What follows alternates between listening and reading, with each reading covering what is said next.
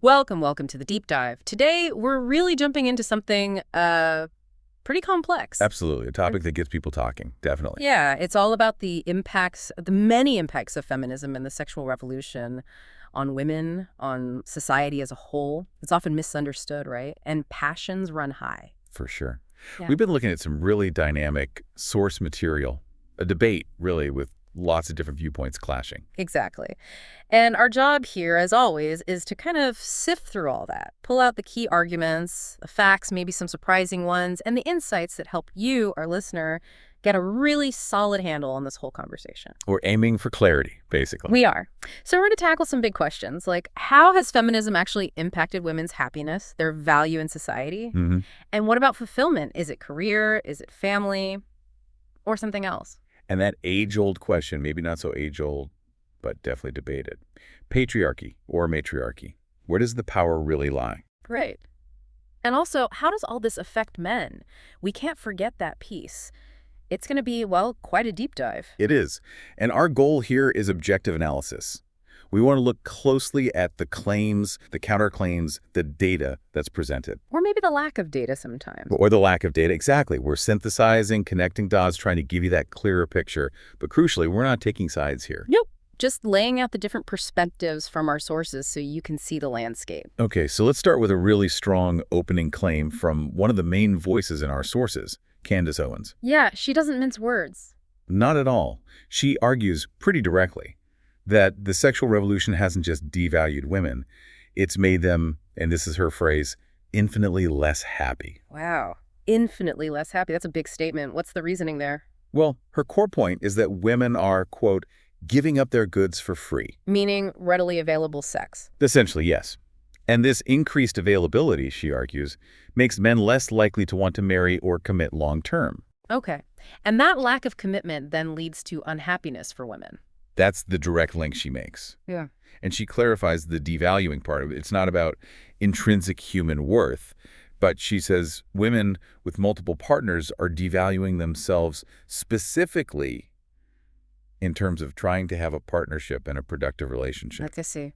So a woman's value in this specific context of relationships gets tied to how men respond to her sexual choices. That's the implication, yeah.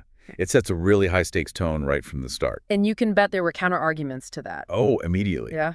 So Maya pushes back hard. She flips the script and talks about increased freedom and control because of the sexual revolution. How so? Her point is it allowed women to leave the house more, control their own reproduction, accessible birth control, and get into the workplace, the public sphere. Right, major shifts. Huge shifts. Yeah. And she says without that revolution, women would be much more confined to the place where they're the most danger, which is a stark counterpoint. So she's linking confinement, historically, with danger for women, and questioning if Owens thinks more women would be murdered without the revolution. Exactly. It shifts the focus from this idea of sexual devaluation to actual physical safety and autonomy. That's a powerful reframe. Did she bring data into it? She did. She mentioned that UN statistic from 2023, 60% of women murdered are killed by intimate partners. Which is horrifying. Absolutely tragic. But Samaya's point in using it was to say, look, this isn't caused by the sexual revolution. People are generally more likely to be harmed by someone they know. It's a grim reality, not necessarily a post-revolution phenomena. Gotcha. It contextualizes the statistic rather than linking it directly to sexual freedom. Right. And she also challenged a claim Candace made about lesbian partnerships being the most violent. So Samaya clarified that lesbians might report higher rates of having faced domestic violence, but often that's from previous relationships with men. Okay, so nuance there too.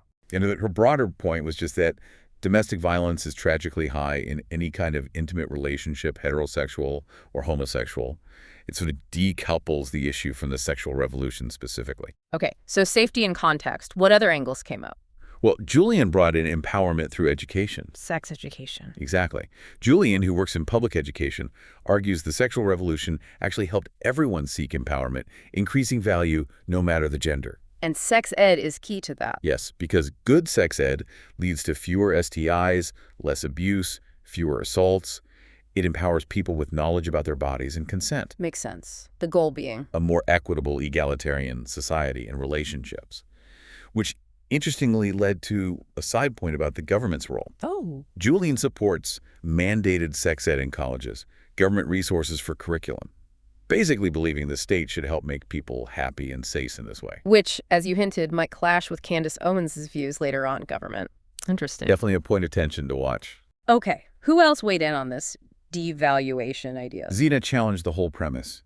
She asked, does Candace's claim presume that women who, prior to the sexual revolution, were worth more than women today? Good question. How did Zena see it? She argued that placing value comes from a place of power.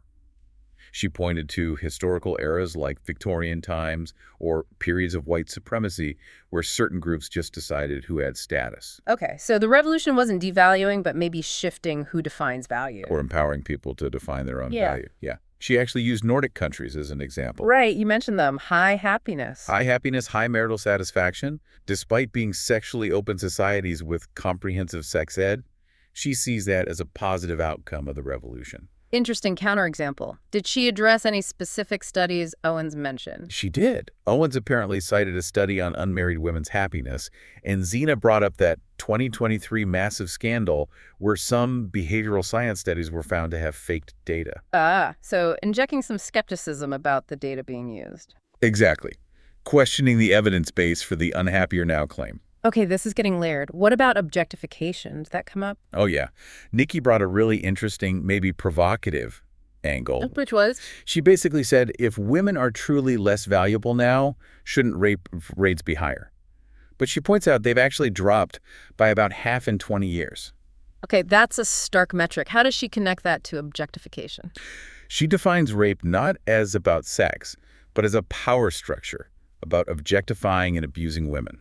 So lower rape rates imply less objectification. That's her argument. Women are less objectified today, leading to fewer rapes, even in what she calls the land of OnlyFans, the Kardashian plan.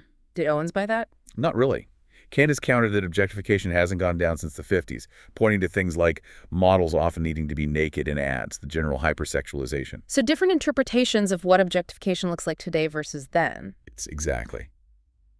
Nikki conceded the 50s had objectification, but argued it was a different form, women as pill-popping housewives, like maids or house appliances. A subservient role, but still objectification. It really highlights how complex these terms are, which leads us back to that core tension. Measuring happiness. Yeah, how do you even do that across decades? Owens proposed some metrics, right? She did. Suicide rates, drug and alcohol use. She argues these have gone up for women since the 50s, suggesting unhappiness despite workforce entry. To specific examples. She mentioned women's opioid use rising faster than men's since '99 and more binge drinking now than in the 50s. But the counter was correlation versus causation. Exactly. Zena and Nikki push back, saying while those trends are worrying, you can't just pin them solely on the sexual revolution or women working. Society's complicated. Lots of pressures could be contributing. So the takeaway seems to be that measuring happiness across eras is really, really difficult. It's incredibly difficult. And value is just as slippery. What this whole section shows is how these broad movements intersect with individual lives in complex ways. And attributing simple cause and effect is risky. Right. You really have to question how the data is framed and interpreted, which sets us up perfectly for the next big theme, fulfillment. Yeah, building right on that happiness question, Candace Owens makes another really central claim. Which is? No career will give women as much joy and fulfillment as raising children. Okay, that's a strong one. Yeah. And she sees this as inherent. Yes, inherent and biological. She talks about the family unit, children, as the natural order, providing a kind of spiritual fulfillment that careers just can't match, in her view. Did she give personal examples? She did. She said, as a published author herself, she'd choose her 3 kids over her best-selling book Blackout any day, sees the career as ultimately less fulfilling. And she frames it as a warning almost. Very much so. She warns women who neglect the pathway to strive toward family for career are stepping into a delusion and might regret it deeply later in life. A regret she says men can feel too. Okay, framing it as almost a universal truth about fulfillment, how did others react? Well, John immediately called it extreme and old school. Why? He challenged the idea that there's this inherent expectation for women to prioritize kids. Yeah. Use a hypothetical. Yeah. What about a girl whose dream is being an author? Is it really better for her to have kids if it stops that dream, especially considering the cost and time? Right. He questioned the either-or nature of it. Exactly. Why is it, rather, he asked, why force that binary choice? That makes sense. Did economic realities come into play here too? Absolutely. Naima brought that in forcefully. She pointed out, look, women are 47% of the workforce now. A huge chunk. Massive. So she asks, if women are inherently unhappy working, why don't they just stay home? And her answer is? That they often can't.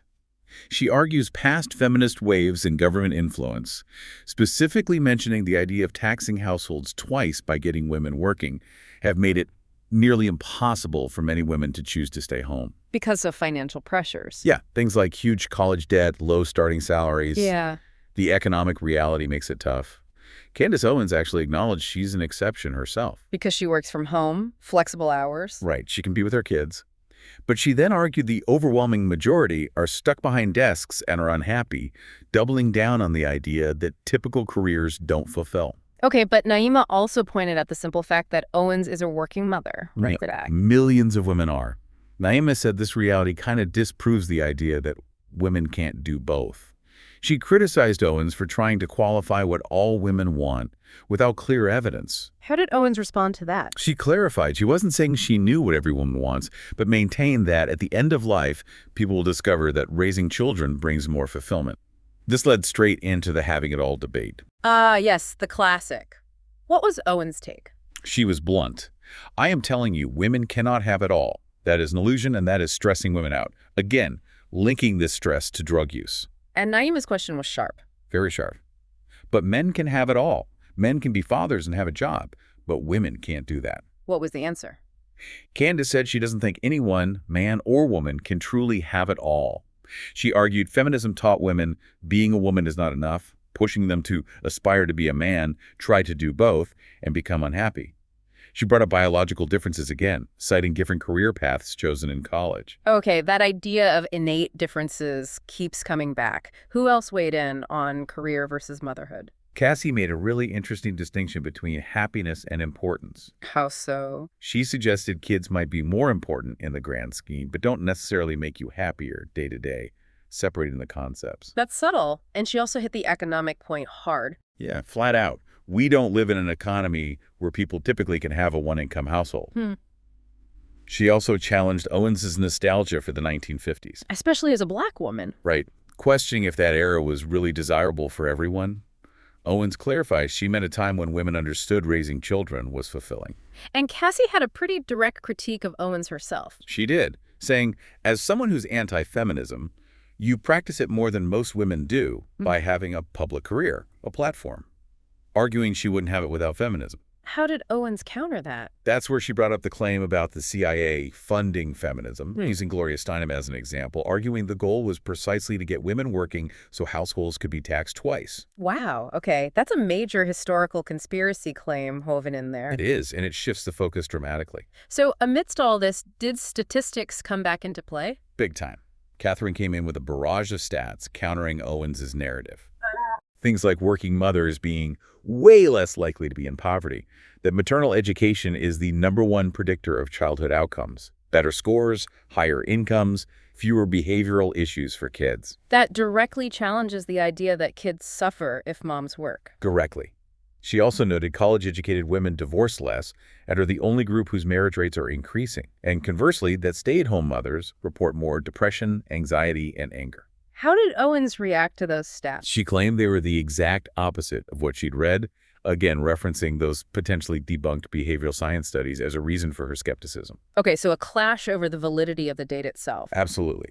Catherine countered again, stating working moms today spend more time with kids than stay-at-home moms did in the 60s. Owens then brought up the biological clock idea. Arguing career focus delays family formation? Yes, leading women to need medication for depression and anxiety because they missed the supposed right time frame to find a partner and start a family. She really doubled down. It is totally a dishonest narrative that men and women want the same things out of life. We don't. Okay, so emphasizing difference again. What about the big picture? Economic sustainability. Catherine raised that. If all women did stay home, is society economically sustainable, citing the high cost of raising a child, around $21K a year. And Owens's response. That it used to be sustainable, implying government and feminism pushed women into work mainly for taxes, tax households twice. Which led to talk about solutions like paid leave. Yeah, Owens called things like free college or paid maternity leave magic solutions, needing more taxes, helping big corporations. Catherine argued other developed countries do have paid leave, and subsidies could help small businesses, funded by proper taxes on capital gains or corporations. Two very different views on government's role and feasibility. Totally. Yeah. Owens favors a historical model, less government, believing feminism got duped and led to further enslaving ourselves to the government. Catherine sees feminism as providing choice and freedom and agency, which is better than being forced not to work or have those options. But Owens did concede something about flexible work. She did. Despite saying women can't have it all, she acknowledged women want flexible conditions like hers and said we should all advocate for that. A small point of agreement there. It really lays bare that tension, doesn't it? Individual desire versus societal pressures, economic realities. What is choice, really, in this context? Exactly. And how do you weigh biological arguments against economic ones, against historical shifts? Yeah. It forces you, the listener, to really evaluate the evidence for these sweeping claims about fulfillment. Okay, let's pivot now to another huge, really fundamental question that came up. Who actually holds the power in society? Right. And Candace Owens again makes a very provocative claim here. Which is? She says, we live under a matriarchy, not a patriarchy. A matriarchy. How does she define that? Or rather, how does she define the patriarchy she's rejecting? She defines patriarchy as the idea that the system is run by men and women are inherently disadvantaged because men are behind it. And she flatly disagrees with that premise for today's society. So why does she argue it's a matriarchy instead? Her argument is that society is very much influenced socially and politically by women. She uses the Me Too movement as her prime example. How so? She claims the media celebrates women's complaints and accusations in a way that men's collective complaints would just never get traction. They'd be dismissed or labeled misogynistic. That's her evidence for female political and social influence outweighing male influence. Okay, that's definitely a controversial take on Me Too and media dynamics. How was that countered? Princella offered a very direct rebuttal using the standard denotative definition of patriarchy. Meaning? Father rule. A system where government positions are majorly held by men and women are largely excluded from those positions of formal power. Did she have stats? Yep. U.S. House, 25% female. Senate, 28% female. Historically, only 3.3% of Congress members ever have been women. She argues, by denotative definition, those numbers clearly show a patriarchy in terms of governmental control. How did Owens respond to those hard numbers? She pushed back by saying, people always think that where there's disparity, there's somehow inequality, and I actually reject that entirely. So disparity doesn't equal inequality in her view. Right. She suggests it's just a difference in what we're interested in, again, hinting at biological wiring for different roles or fields. She used the fashion industry being female-dominated as an example that doesn't make it a matriarchy, she argues. And she maintained that politically, women hold a lot more power than men have. But Princella drew a line between government and media influence, didn't she? She did. She said they're two different things. Denotative patriarchy is about the government stats, the formal power structures, capitalism, marketing, media influence. That's a totally different conversation about maybe social sway versus legislative power. And she challenged Owens on the impact of that governmental structure. Yeah, asking who's making the laws. She argued women in power wouldn't vote against women's interests, pointing to things like abortion restrictions without exceptions for rape or incest as evidence of male-dominated legislative outcomes. She framed it as women being victims of patriarchy, suggesting some women vote against their interests due to a lack of education or knowledge. What was Owens's counter to that? She argued women do have the freedom to vote, but they still elect men or promote victimhood or vote based on feelings over policy. She also brought up literacy stats, low average reading comprehension in the U.S., women being 2/3 of illiterate adults globally via UNESCO data, implying maybe voters aren't making informed choices. And she layered in race and class, noting white women are a dominant voting bloc and classism matters. Okay, so a complex back and forth on voting, power, and capability. Did anyone else define patriarchy? Zia did. She reiterated the standard definition, a system where men hold predominance of power in both political, economic, and social methods of organizations. And she brought more stats. Yep. S&P 500, 90% male CEOs, 70% male board members. Congress, 70% male, hard numbers showing male dominance in top economic and political roles. And her take on why that is. She acknowledged the naturalistic arguments Owens makes, but pointed to the huge increase of women in these fields, since feminism took hold as evidence that social pressure and barriers were the bigger factors, not just innate interest. She argued society is way closer historically to when women couldn't even hold credit cards than to some hypothetical system where men lacked power. How did Owens challenge that specific economic power point? She shifted focus to spending power versus earning power, asking who controls household spending versus who makes the money. She claims women control 85% of spending, saying she'd much rather be spending your money than having to work for your money. A provocative distinction. How did Zia respond? She countered that CEOs and board members own the shares. They make the profit. In capitalism, she argued, that ownership is fundamentally more powerful than consumer spending power. Women were historically relegated to spending roles because they were excluded from earning and owning. But Zia also saw progress. Yes, she highlighted that the very fact women are entering and rising in these fields year by year shows feminism's influence, and that social pressures are actually breaking apart. Which brings us right back to that core disagreement about why people choose certain paths. Exactly, the innateness of interests. Owens is firm. Interests are innate. Disparities reflect biology. Women flock to certain things: communication, compassion, psychology. She cites girls speaking faster. And Zia's counter. Social conditioning plays a huge role. Look at the change. 1980s, only a quarter of college grads were women. Now they're the majority. Women in STEM, law, increasing. She argues what kids learn early on is impactful dolls for girls, sports for boys, pink versus blue. And Owens used a personal anecdote here. Yeah, about her own kids, raised together, naturally choosing different toys, son loving cars, daughter talking earlier. She uses this to argue for biology over conditioning, claiming feminists don't recognize that innate difference. So this section really forces you, the listener, to think about what power even means. Is it votes? Yeah. Money? Social influence? Precisely. And how much weight do you give to biological arguments versus social conditioning when looking at these disparities? Yeah. It's fundamental to how you interpret whether we live in a patriarchy, a matriarchy, or something else entirely. #tag AV.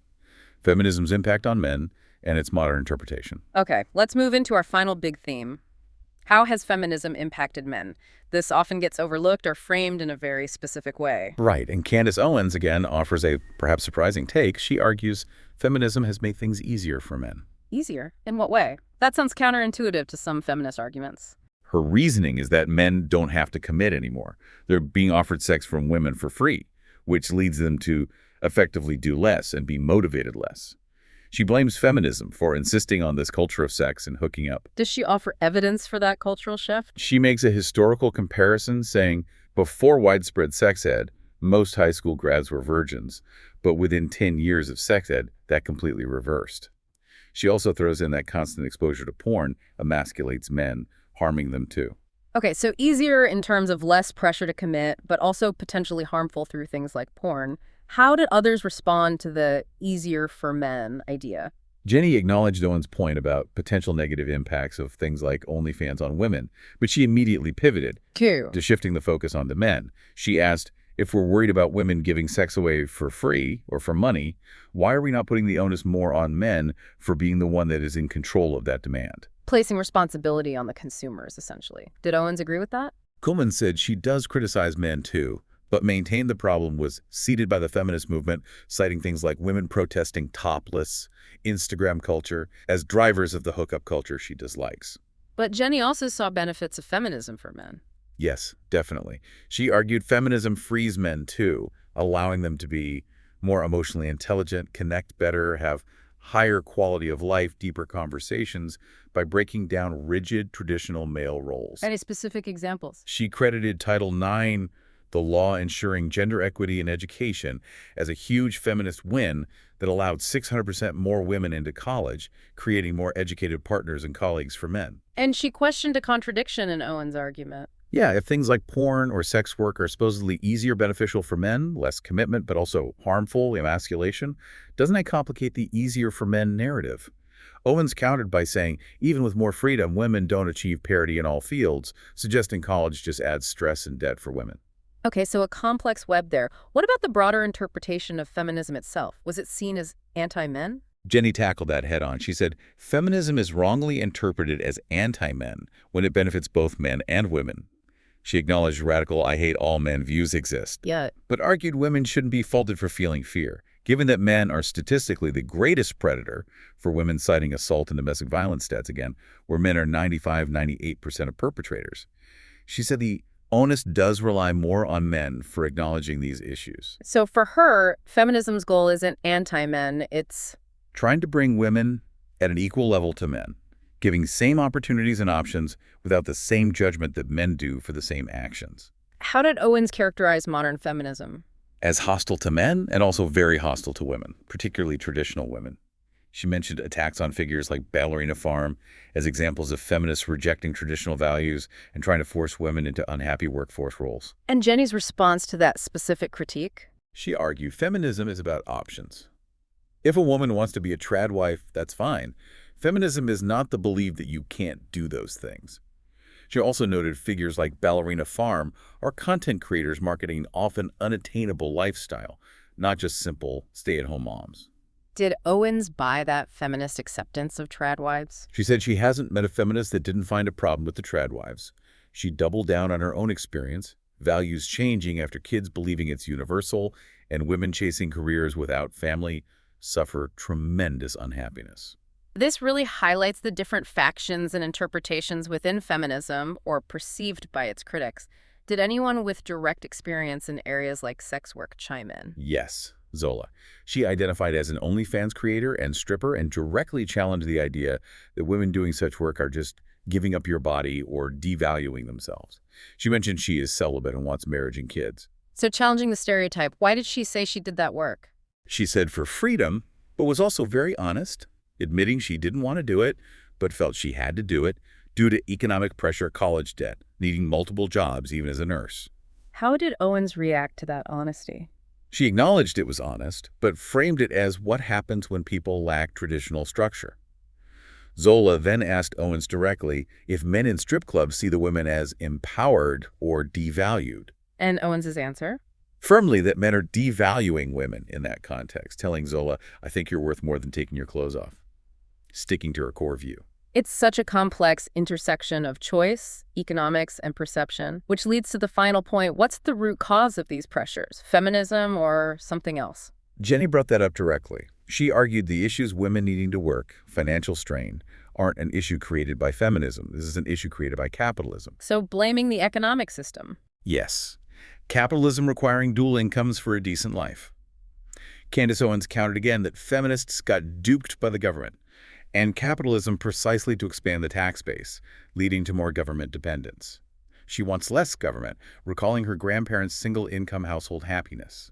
But Jenny brought it back to today's reality. Right. We simply spend more money to live now. Single incomes often aren't feasible for most. Owens concluded that feminism's initial promised workforce entry, making everyone happier and richer, didn't pan out. And the push for choice, she argued, ironically led to needing more rights, more government, which she sees as negative. Wow. So feminism gets tangled up with capitalism, government intervention, historical nostalgia. It's incredibly layered. It really is. This whole section shows how interpretations just vary so widely based on personal experience, economics, ideology. Is feminism the cause of problems, a response to them, or something else entirely? Yeah. It forces you to distinguish stated goals from perceived outcomes. So we have really covered a lot of ground in this deep dive. It's been an intense exploration of these clashing views on feminism, the sexual revolution. Definitely, from impact on happiness and value to career versus family fulfillment. To that whole patriarchy versus matriarchy debate, and finally, how men fit into the picture. And what stands out is just how much disagreement there is on the basics, right? Like, what even is happiness? What counts as objectification? How do we define patriarchy? Absolutely. And the interpretation of stats, that whole correlation versus causation thing, came up again and again. It's so easy to see a link, much harder to prove one caused the other. And underpinning it all, these really fundamental disagreements about human nature. How much is biology? How much is social conditioning shaping our desires, our choices? These are definitely not simple issues, no easy answers here. Our goal, as always, was just to lay out the different arguments, the counter-arguments, straight from the source material we examined. Presenting it in a balanced way so you can really consider all the angles Exactly, giving you the context and the details to form your own informed view on these really vital conversations happening right now. And maybe, as a final thought to leave you with as you process all this, consider this question. When we think about women's happiness, their contributions today, how much of what we call choice is actually truly unconstrained? Mm. And how much is it shaped by history, by economic forces, by those deep-seated expectations in society, no matter what your personal stance on feminism even is? Yeah, what really defines value and happiness for everyone today? What structures, what choices? And that fundamental question, how much of our understanding of gender roles is biology versus social construction, and how does that affect how we all pursue fulfillment? Lots to think about. Definitely questions that will keep evolving. Food for thought.